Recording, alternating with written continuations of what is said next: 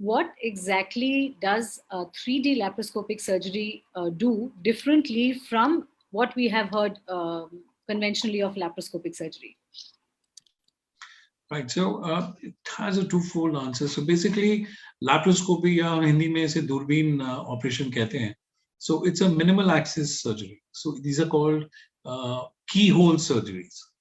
So basically, जो पुराने जमाने में लंबे 10-12 इंच के कट लगते थे बॉडी पे, अब वो नहीं होते हैं. So we use just a millimeter cut in the body. We insert ports and we do these laparoscopic surgeries in the abdomen. So over the period of time, surgeries have evolved, diseases have evolved, all kind of complications have evolved. And at the end of it, one mainstay which has never changed is the basic patient safety.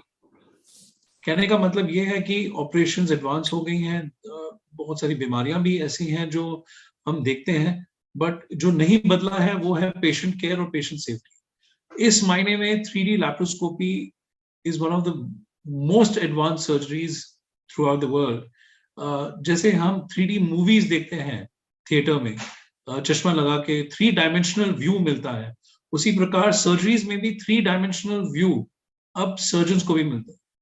एक binocular vision, जो एक दूरबीन vision हम बोलते हैं, जिसे एक depth मिलता है, उसे हम 3D लैप्रोस्कोपी कहते हैं.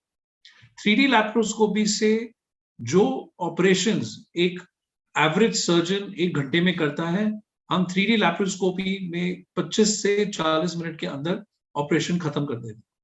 इससे ये फायदा होता है कि पेशेंट्स जो हैं उनमें कार्बन डाइऑक्साइड, जो गैस हम भरते हैं पेट में ऑपरेशन करने के लिए, वो मात्रा बहुत कम हो जाती है और पेशेंट्स 3 या 4 घंटे में उठ के चल सकते हैं. और कई सारे पेशेंट्स हमारे जो हैं डे केयर सर्जरीज हम करते हैं इस 3D लैप्रोस्कोपी से, तो वो मोस्टली 4 या 5 बजे तक घर भी चले जाते हैं. So basically what I am trying to say, minimal stay, minimal access, minimal scar, minimal time. That is what 3D laparoscopy is all about. कि 3D लैप्रोस्कोपी में जो विजन सर्जन को मिलता है, उससे सर्जरी का टाइम काफी हद तक घट जाता है. जो डेप्थ, जो एनाटॉमी है, परसेप्शन है, वो दिख जाता है. और ऑब्वियसली इसका मतलब ये भी होगा कि पेशेंट उतने ही जल्दी रिकवरी मोड पे जा सकता है, बिकॉज बिल्कुल बिल्कुल इज हेस्टेंड अप, राइट? डॉक, उस बारे में बात करने से पहले जरा ये बताइए कि ये वाली जो सर्जरी है, ये कौन से कंडीशंस या डिजीजेस के लिए एप्लीकेबल है? कौन कौन करवा सकता है ये इस टाइप की surgery? Basically 3D laparoscopy surgeon के एक्सपर्टीज के ऊपर डिपेंड करती हैं कि वो सर्जन उस 3D लैप्रोस्कोपी से क्या क्या सर्जरीज करवा सकते हैं.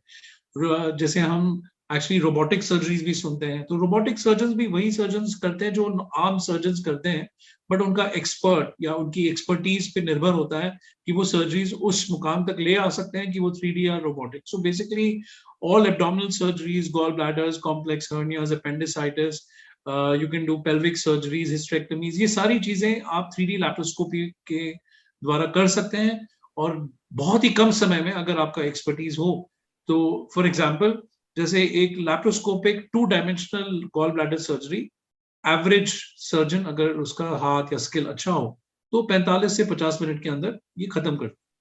Whereas 3D लैप्रोस्कोपीज में मैं जो गॉल ब्लैडर सर्जरीज करता हूँ, वो 25 से 28 मिनट के अंदर खत्म हो जाती है, जो कॉम्प्लिकेटेड ना हो. अगर कॉम्प्लिकेशंस है तो हम उनको डील करते हैं कॉम्प्लिकेटेड केसेस की तरह, but an average surgery would between 28 to 30 minutes. और पेशेंट अगर हम 8:30 बजे ओटी में लेते हैं, तो 9 बजे पेशेंट बाहर हो जाता है ओटी कॉम्प्लेक्स से बाहर और रिकवरी रूम में आ जाता है. आप थोड़ी देर पहले हमसे जब 1-on-1 बात कर रहे थे, आपने कहा कि शुरुआत में ये लैप्रोस्कोपिक सर्जरी जो है वो महिलाओं के लिए स्पेसिफिकली और गर्भ रिलेटेड जो इश्यूज हैं और लोअर पेल्विक में जो इश्यूज हैं उनसे रिलेटेड शुरू की गई थी.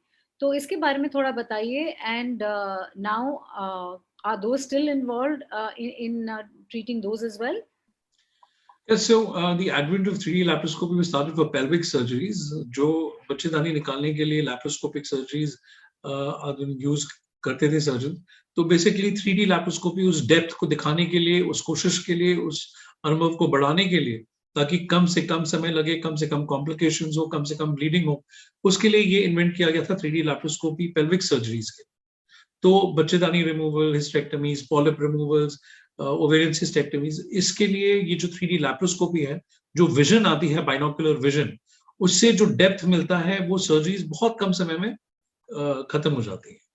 So basically, this was a help for the gynecology, but it then overtook and we got it into the male domain for abdominal surgeries, hernia के लिए, appendix के लिए हमने इसमें शुरुआत की थी, और इनमें फिर हमने स्टडीज और फिर हमने रिसर्च और उसके बाद इनकी ट्रेनिंग्स हमने ली हैं, तब जाके फिर हम ये सर्जरीज आम सर्जरीज के लिए भी यूज कर पा रहे। डॉक्टर अंबेडकर, हर सर्जरी में कुछ तो रिस्क होता ही है। जी। However, I'm sure with this kind of surgery, the benefits outweigh the risks. But even then, हमारे viewers को बताने के लिए क्या रिस्क हो सकती है 3D laparoscopic सर्जरी में? जी, मैं सबको यही बताता हूँ। बेसिकली अगर आप गाड़ी में ट्रैवल करती हैं, तो अगर आप गाड़ी चलाती हैं, तो आप आगे देख के और पीछे और साइड मिरर व्यू देख के आप गाड़ी चलाती हैं। हालांकि एक्सीडेंट्स तब भी होते हैं कि कोई गलत सड़क से आ गया, उसने गाड़ी मारी है। So these are calculated risk. उसी प्रकार surgery is also got calculated risk, जो हर सर्जरी में। It's not only 3D, normal laparoscopy, normal surgeries में जो ब्लीडिंग है, इन्फेक्शन है, ये सारी चीजें नॉर्मल सर्जरी से 3D लैप्रोस्कोपी सर्जरीज में भी आती है। बट 3D लैप्रोस्कोपी में ये जो रिस्क है, इनका जो परसेंटेज है, वो बहुत कम हो जाता है because of the depth in analysis. और एज आई सेड अगेन, वो ड्राइवर पे डिपेंड है कि वो गाड़ी कैसे चला रहा है। तो I think it is a very surgical question कि हर सर्जन का एक्सपर्टीज किस प्रकार का है, ताकि वो रिस्क कम करें और 3D लैप्रोस्कोपी यूज करें। But as an outward user of 3D laparoscopy, I am not found that it has given a more amount of risk to any patient. Rather, it has culminated in effect where the risk is much less as compared to the conventional surgeries. Also, Doc, what are the kind of patients who are best suited for this? क्या बहुत उनका जो condition है, अगर बहुत आगे बढ़ गया है और severe हो चुका है, would you not advise it? So, who is the best suited for this kind of a surgery? So again, the best judge for the 3D laparoscopy is the surgeon, because the diseases are complex and they're not same in every patient. The disease categorically could be the same as the name, but the presentation would be all different in all different patients. All 10 patients would be different. So the 3D laparoscopy, the choice is on the surgeon, whether he'll be able to use it for a complicated case or a surgical case. As in such, there is no contraindication per se for a 3D laparoscopy कि इस patient में हम 3D laparoscopy नहीं कर सकते हैं। और 3D laparoscopy का सबसे बड़ा एक फायदा है, जो हम कैमरा यूज करते हैं, अगर किसी वक्त हमें लगा कि 3D लैप्रोस्कोपी में हम वो जो चाहते हैं वो नहीं हो पा रहा, तो एक स्विच ऑफ द बटन से वो 2D लैप्रोस्कोपी में भी कन्वर्ट हो जाता है। Oh, nice. Okay. Okay. So while it again going on, you can actually quickly. Yes, you can change the mode by a switch of the button, so you don't have to stop the surgery or do anything. And I think it again depends, as I think it's a moderator dependent usage. So the question arises that it is the choice of the surgeon how he is performing well on the 2D or the 3D. So, Dr. Ambekar, since this is like the minimally invasive surgery, I'm guessing कि blood का loss भी कम होता है। जी। तो क्या diabetes patients and heart related patients जो surgery के लिए आ रहे हैं, उनको भी ये recommended है, और would they still be going for conventional surgeries? जी, ऐसा होता है कि जो भी आप डिजीजेस लेके आते हैं, जिनके पास कोमॉर्बिडिटीज हैं, ब्लड प्रेशर है, डायबिटीज है, किसी की हार्ट पे स्टेंट है, किसी को दमे की शिकायत है, चाहे आप कन्वेंशनल सर्जरीज करें या लैप्रोस्कोपिक सर्जरीज करें या 3D लैप्रोस्कोपिक सर्जरीज करें, इसका सारा दायित्व या उत्तरदायित्व जो डिपेंड होता है, वो होता है एनेस्थीसिया टीम पे, जिसे हम प्री एनेस्थीसिया चेकअप जब करवाते हैं पेशेंट का, तो वो हमें बता पाते हैं कि ये पेशेंट फिट है सर्जरी के लिए, जनरल एनेस्थीसिया के लिए, कितने टाइम के लिए, कितने प्रोलॉन्ग के लिए। हम काफी पेशेंट्स जो हैं लैप्रोस्कोपी जो करते हैं, तो काफी मेरे पेशेंट्स आज के जमाने में, most of the patients have some problems और the other, either blood pressure, be it diabetes और asthma, post covid symptoms, lungs. So we have all kinds of patients in these paraphernalia.